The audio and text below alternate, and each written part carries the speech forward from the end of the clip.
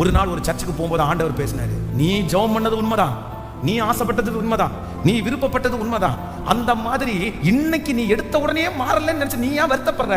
நீ தொடர்ந்து ஜெபம் பண்ண ஆரம்பி, உன் ஜெபம் கேட்கப்பட்ட உடனே அது மாறும்ன்ற மாதிரி ஒரு தைரியத்தை கொடுத்துட்டாரு. மறுபடியும் ஜெபம் பண்ண ஆரம்பிச்சாங்களாம். ஒரு 5 இயர்ஸ் 5 வருஷத்துக்குள்ள அவருக்கு திடீர்னு ஒரு ஆக்சிடென்ட். அந்த ஆக்சிடென்ட்ல அவர் கூட யாருமே இல்லை. அந்த நேரத்தில் அந்த கார்ல உட்கார்ந்து, இயேசுவே உங்களை நான் நேசிக்கிறேன், இயேசுவே உங்களுக்காக நான் வாழ விரும்புறேன், இயேசுவே எனக்கு மறு ஜீவனை கொடுங்கன்னு சொல்லி அந்த கார்ல உட்கார்ந்து கத்தி மனம் திரும்பி ஒப்பு கொடுத்து அடுத்த 5 இயர்ஸ் தாண்டி 10 இயர்ஸ் என்னென்ன ஜெப குறிப்புகளுக்காக ஜெபம் பண்ணாங்களோ அந்த மாதிரியே கர்த்தருடைய ஹஸ்பண்டை மாத்திட்டாங்க. ஹalleluya.